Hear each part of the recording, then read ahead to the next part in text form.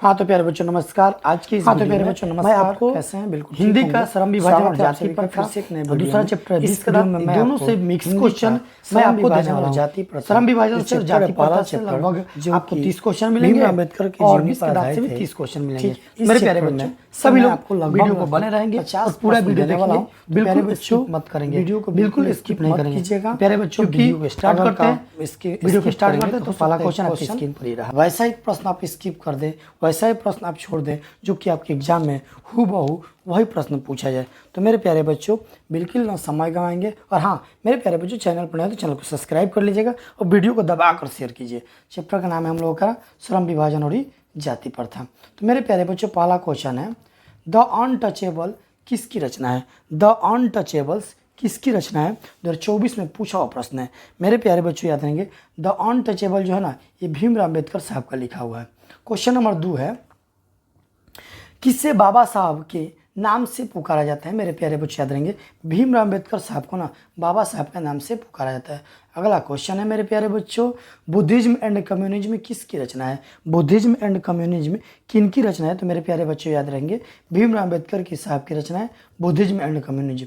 अगला क्वेश्चन है who are Shudras किन की रचना है? ये 2023 में पूछा हुआ प्रश्न है और 2011 में पूछा हुआ प्रश्न है। हु आर सुद्राज किसकी रचना है? तो मेरे प्यारे बच्चों याद रहेंगे हु आर सुद्राज जो है ना ये भीमराव अम्बेडकर का लिखा हुआ है, भीमराव अम्बेडकर साहब की। मानव मुक्ति के पुरोधा किसे कहा गया है? मानव मुक्ति का पुरोधा भीमराव अम्बेडकर साहब को कहा गया है। क्वेश्चन नंबर 6 भारत में जाति प्रथा का मुख्य कारण क्या है? भारत में जाति प्रथा का मुख्य कारण है बेरोजगारी। अगला क्वेश्चन जाति प्रथा स्वाभाविक विभाजन नहीं है क्यों? तो याद रहेंगे जाति प्रथा स्वाभाविक विभाजन नहीं होने के कारण, रुचि पर आधारित नहीं होने के कारण जाति प्रथा जो है ना स्वाभाविक विभाजन नहीं है। श्रम विभाजन और जाति प्रथा के लेखक कौन है? 2020 और 23 में पूछा हुआ प्रश्न है। मेरे प्यारे बच्चों इसका अगर आप PDF चाहते हैं तो कमेंट्स कीजिए, व्हाट्सएप ग्रुप का लिंक आपको मिलेगा, उससे आपको जरूर मिलेगा आपको PDF। श्रम विभाजन और जाति प्रथा के लेखक है डॉक्टर भीमराव अम्बेडकर साहब। कौन है? भीमराव अम्बेडकर जी। अगला लेखक की दृष्टि में विडंबना की बात क्या है? लेखक की दृष्टि में विडंबना की बात है जातिवाद के पोषकों की कमी नहीं है। अगला क्वेश्चन लेखक की दृष्टि में आदर्श समाज कैसा होना चाहिए? लेखक की दृष्टि में आदर्श समाज वैसा होना चाहिए जिसमें स्वतंत्रता, समता और भ्रातृत्व का भाव हो। क्वेश्चन नंबर 11 लेखक बेरोजगारी का प्रमुख और प्रत्यक्ष कारण किसे मानते हैं?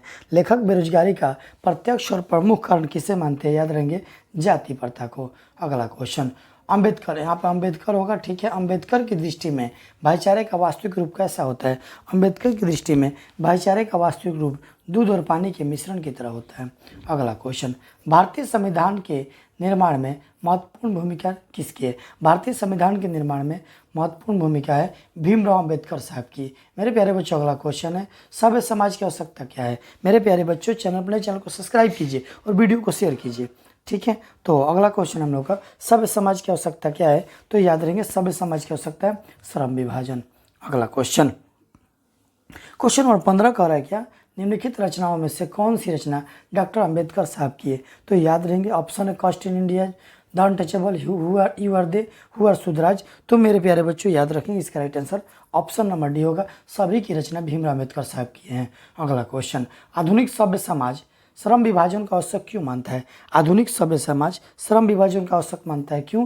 कार्य कुशलता के लिए। 17 नंबर श्रम विभाजन और जाति प्रथा पाठ बाबा साहब के किस भाषण का संपादित अंश है? तो मेरे प्यारे बच्चे याद रहेंगे एनिलेशन ऑफ द कॉस्ट है, ये बाबा साहब भीमराव अम्बेडकर के भाषण का संपादित अंश है। किसका? श्रम विभाजन और जाति प्रथा का।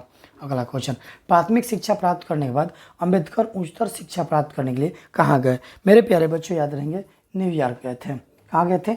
न्यूयॉर्क गए थे। कहाँ गए थे? न्यूयॉर्क और अमेरिका, ठीक है। चलो अमेरिका गए थे। चलो अगला क्वेश्चन अम्बेडकर के चिंतन एवं रचनात्मकता के लिए प्रेरक व्यक्ति कौन थे? प्रेरक व्यक्ति के रूप में बुद्ध को, कबीर को, ज्योतिबा फुले को सबको जाना जाता है। तो प्यारे बच्चों अगला क्वेश्चन 20 नंबर जाति पाति तोरक मंडल लाहौर में कब हुआ था?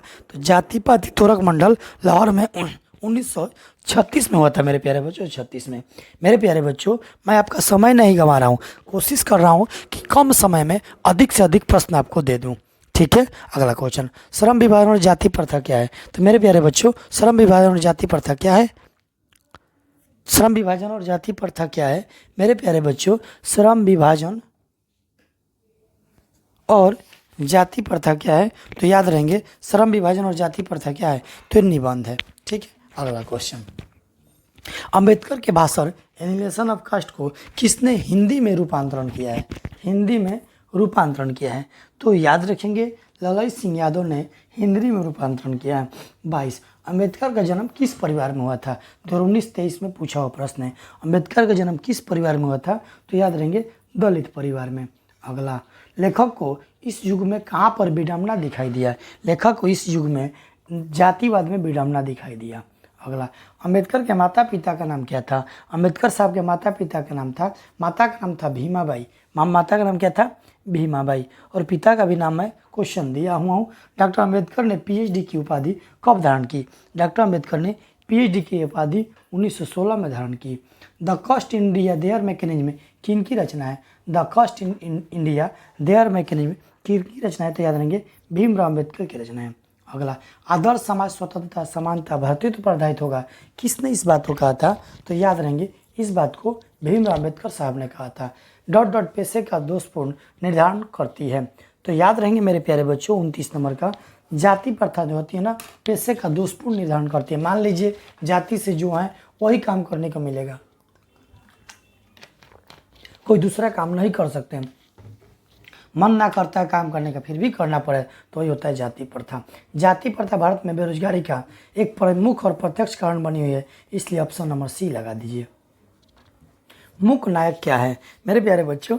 मूक नायक क्या है? तो याद रखेंगे मूक नायक क्या है? एक पत्रिका है। अगला, डॉक्टर भीमराव अम्बेडकर की मृत्यु कब और कहाँ हुई? डॉक्टर भीमराव अम्बेडकर की मृत्यु कब और कहाँ हुई? तो याद रहेंगे डॉक्टर भीमराव अम्बेडकर की मृत्यु 1956 में हुई थी दिल्ली में। अगला, डॉक्टर अम्बेडकर के जन्म कब और कहाँ और कब हुआ था?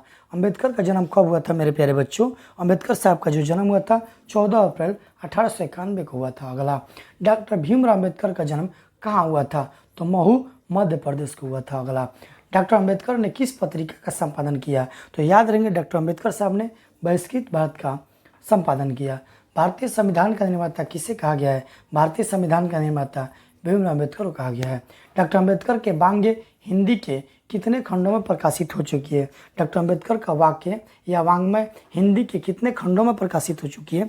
तो याद रखेंगे 21 खंडों में।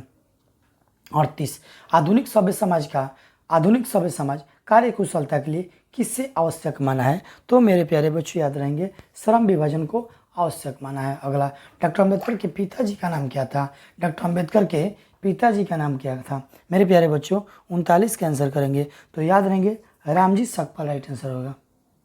चलो अगला 40 जाति पाति श्रम विभाजन के साथ किसका रूप लिए हुए हैं मेरे प्यारे बच्चों? जल्दी से बताओ आंसर, जल्दी से बताओ आंसर, जल्दी से बताओ,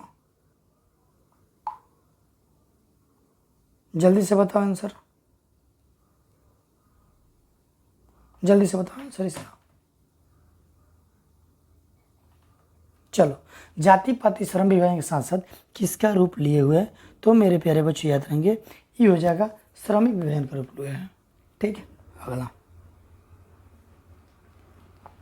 डॉक्टर भीमराव अम्बेडकर ने किस प्रथा को आर्थिक पहलू से खतरनाक माना है? 2019 के सी में पूछा हुआ सेट सी में दिया था 41 नंबर क्वेश्चन, तो याद रखेंगे ये वाला। इसके आंसर आप लोग डॉक्टर भीमराव अम्बेडकर ने किस प्रथा का आर्थिक पहलू से खतरनाक माना है? तो याद नहीं जाति प्रथा।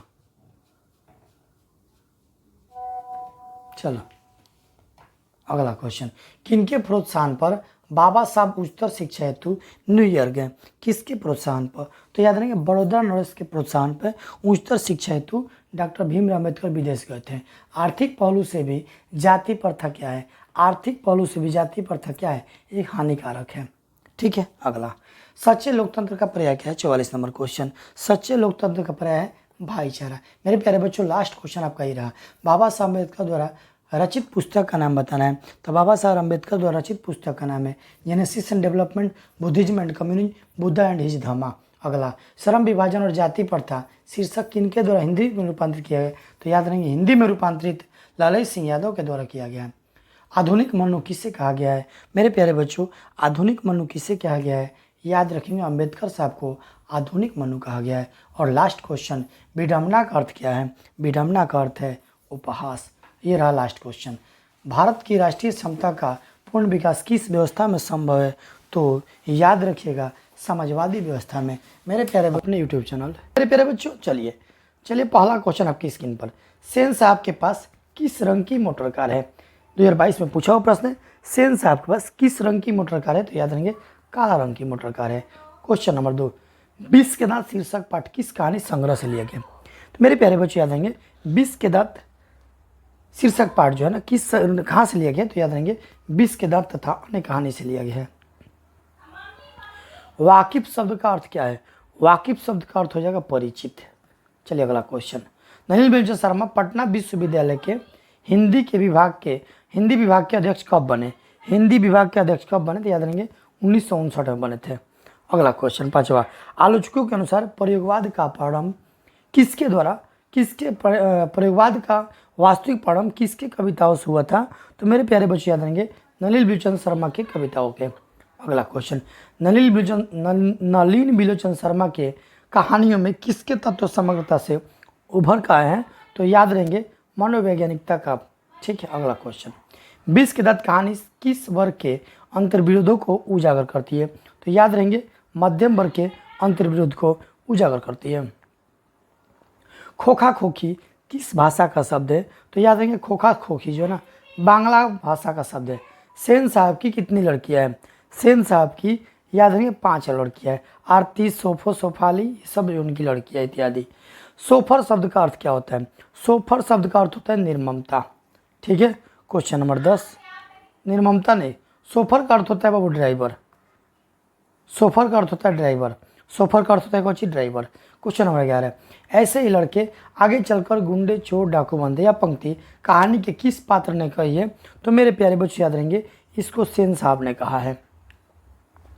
नलिनी बिलोचन शर्मा की मृत्यु कब हुई थी? नलिनी बिलोचन शर्मा की मृत्यु कब हुई थी? तो याद रखेंगे मेरे प्यारे बच्चों, 12 सितंबर 1961 को उनकी मृत्यु हुई थी। मदन अक्सर किसके हाथों से पीटता था? मदन अक्सर किसके हाथों से पीटा करता था? तो पिता के हाथों से पीटा करता था। विष के दांत शीर्षक कहानी के कहानीकार कौन है? तो विष के दांत शीर्षक कहानीकार है नलिनी बिलोचन शर्मा। मेरे प्यारे बच्चों, अगला क्वेश्चन, गिरधर लाल कौन है? तो याद रखिए, गिरधर लाल जो है ना, मदन के पिताजी का नाम है, और जो कि सेन साहब के फैक्ट्री में किरानी के पद पर काम किया करते थे। अगला क्वेश्चन 16, सेन साहब की 5 लड़कियां कैसी थी? सेन साहब की 5 लड़कियां जो थी क्या थी?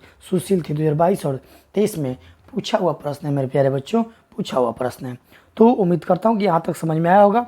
और हाँ बच्चों, चैनल पर नए, चैनल को सब्सक्राइब कीजिए और वीडियो को खूब शेयर कीजिए। सेन साहब अपने पुत्र खोखा को क्या बनाना चाहते थे? तो मेरे प्यारे बच्चों याद रहेंगे, सेन साहब अपने बेटे को क्या बनाते थे? बिजनेसमैन बनाना चाहते थे या फिर इंजीनियर। मदन की उम्र क्या थी? मदन की उम्र क्या थी? याद रहेंगे, 5 से 6 साल का मदन था। 18 हो गया, 19। कासू मदन के साथ किस खेल में शरीक होना चाहता था? याद रखेंगे, कासू जो ना मदन के साथ सरह के खेल में, यानी लट्टू के खेल में शरीक होना चाहता था। मदन ने कासू के कितने दांत तोड़ डाले? मदन ने कासू के 2 दांत तोड़ डाला था। गिरधर लाल किसकी फैक्ट्री में किरानी थे? तो याद नहीं है, सेन साहब की फैक्ट्री में किरानी थे, जो कि मैंने कुछ देर पहले ही आपको बताया इस बात को। चलो अगला क्वेश्चन, सेन साहब किसके व्यंग से ऐंठ कर रह गए? सेन साहब किसके व्यंग से? तो पत्रकार महोदय के व्यंग से ऐंठ कर रह गए। मदन किसका पुत्र था? मदन जो था किसका पुत्र था? याद रहेंगे, गिरधर का पुत्र था। 2023 में पूछा हुआ प्रश्न है। अगला, विष के दांत पाठ की विधा है। विष के दांत पाठ की विधा कैसी है? तो याद रहे, कहानी है। 25, सेन साहब की कार की कीमत है। सेन साहब की कार की कीमत क्या है? याद नहीं, 7,500। 7,500। अगला क्वेश्चन, नलिनी बिलोचन शर्मा का जन्म कब हुआ? तो याद रहेंगे, नलिनी बिलोचन शर्मा का जन्म 18 फरवरी 1916 को हुआ था। चलो बच्चों, अगला क्वेश्चन 27 नंबर, नलिनी बिलोचन शर्मा का जन्म कहाँ हुआ था? नलिनी बिलोचन शर्मा का जन्म कहाँ हुआ था? याद रहेंगे, बदरघाट पटना में हुआ था उनका जन्म। नलिनी बिलोचन शर्मा के पिताजी का नाम क्या था? तो याद रहेंगे, नलिनी बिलोचन शर्मा के पिताजी का नाम था पंडित रामावतार शर्मा। 28 हो गया, 29। नलिनी बिलोचन शर्मा के माताजी का नाम क्या था? तो याद रहेंगे, नलिनी बिलोचन शर्मा के माताजी का नाम था रत्नावती। चलिए बच्चों 30 नंबर, दृष्टिकोण किन की रचना है? दृष्टिकोण किन की रचना है मेरे प्यारे बच्चों, बताओ जल्दी से। दृष्टिकोण किन की रचना है? चलो दिख रहा है, हाँ। दृष्टिकोण किन की रचना है मेरे प्यारे बच्चों? रामावतार शर्मा, ठीक है, या नलिनी बिजन शर्मा, या फिर मोहन राकेश, या प्रेमचंद का। मेरे प्यारे बच्चों इस क्वेश्चन का आंसर करो तो याद रहेंगे, इस क्वेश्चन का आंसर हो जाएगा, क्वेश्चन नंबर 30 का आंसर हो जाएगा नलिनी बिलोचन शर्मा। क्या हो जाएगा राइट आंसर? नलिनी बिलोचन शर्मा राइट आंसर, ठीक है। चलो अगला क्वेश्चन, लड़कियां क्या है? कठपुतलियां। किससे इस बात पर गर्व है? लड़कियां क्या है? तो लड़कियां क्या है? कठपुतलियां। किससे इस बात का गर्व है? तो माता पिता को इस बात पर बड़ी गर्व है। मोटर कार को किससे खतरा हो सकता था? मोटर कार को किससे? तो याद है खोखा से हो सकता था। अगला, सेन साहब की आंखों का तारा है। सेन साहब की आंखों का तारा कौन है? सेन साहब की आंखों का तारा कौन है? खोखा है, ठीक है। अगला क्वेश्चन मेरे प्यारे बच्चों, अगला क्वेश्चन देखो ध्यान से, 34। खोखा के दांत किसने तोड़े? खोखा के दांत किसने तोड़े थे? याद रहेंगे मदन ने तोड़ा। अगला, महल और झोपड़ी वालों की लड़ाई में अक्सर महल वाले ही जीतते हैं, पर उसी हालत में जब दूसरे झोपड़ी वाले उनकी मदद अपने ही खिलाफ करते हैं। किस पाठ की पंक्ति है? तो याद रहेंगे 20 के दांत की पंक्ति है, 2018 में पूछा हुआ प्रश्न है। सीमा, रजनी, आलो, शेफाली, आरती पांचों किसकी बहनें थी? तो याद रहेंगे खोखा की बहनें थी। पूछ देगा सेन साहब की पांचों लड़कियों का नाम बताइए, तो सीमा, रजनी, आलो, शेफाली, आरती याद रखिएगा। 37, मैं तो खोखा को इंजीनियर बनाने जा रहा हूँ, यह कथन किसका है? 2021 में पूछा हुआ प्रश्न है, इस बात को कहा था सेन साहब ने। अगला, मदन के लिए क्या खाना मामूली बात थी? मदन के लिए क्या खाना मामूली बात थी? तो याद रखिएगा मेरे प्यारे बच्चों, मार खाना मामूली बात थी। मदन हमेशा मार खाता रहता था। किसके अनुसार सेनों के ने सिद्धांतों को भी बदल दिया था? किसके अनुसार? तो खोखा के अनुसार सेन साहब अपने सिद्धांत को बदल दिए थे। अगला, सेन साहब के मित्र कौन थे? सेन साहब के मित्र थे कौन? पत्रकार महोदय। कौओं की जमात में शामिल होने के लिए कौन लग गया? कौओं की जमात में शामिल होने के लिए ना हंस लग गया। मेरे प्यारे बच्चों चैनल पर नए, चैनल को सब्सक्राइब कीजिए, वीडियो को शेयर कीजिए, सुपर फास्ट रिवीजन कीजिए। सेन साहब की मोटर कार थी। सेन साहब की मोटर कार कौन थी? तो स्ट्रीमल इड थी। अगला, सेन साहब ने किससे खूब फटकार लगाई? सेन साहब ने गिरधरलाल को खूब फटकार लगाई। अगला क्वेश्चन, किससे मोटर कार की चमक दमक को कोई खतरा नहीं था? कोई खतरा नहीं था। किससे? तो बबुआ याद रहेंगे, सेन साहब की पुत्रियों को कोई खतरा नहीं था। खोखा से था, मदन से था, पर उसके बच्चों से था। गिरधरलाल किस वर्ग के प्रतिनिधित्व करता है? गिरधरलाल तो मेरे प्यारे बच्चे याद रहेंगे निम्न वर्ग का प्रतिनिधित्व करता है। तो मेरे प्यारे बच्चों इस वीडियो में मैंने 45 क्वेश्चन दिया, जो कि टॉप क्वेश्चन। 46 नंबर एक और ले लीजिए। नलिनी बिलोचन शर्मा कथ्य, शिल्प तथा भाषा आदि स्तरों पर आग्रही थे। किसके लिए हो जाएगा? रहने नवीनता के आग्रही थे, डॉट पर आग्रही थे, तो नवीनता के। मेरे प्यारे बच्चों इस वीडियो में इतना ही। थैंक यू सो मच, ठीक है। मेरे प्यारे बच्चों चैनल पर नए हैं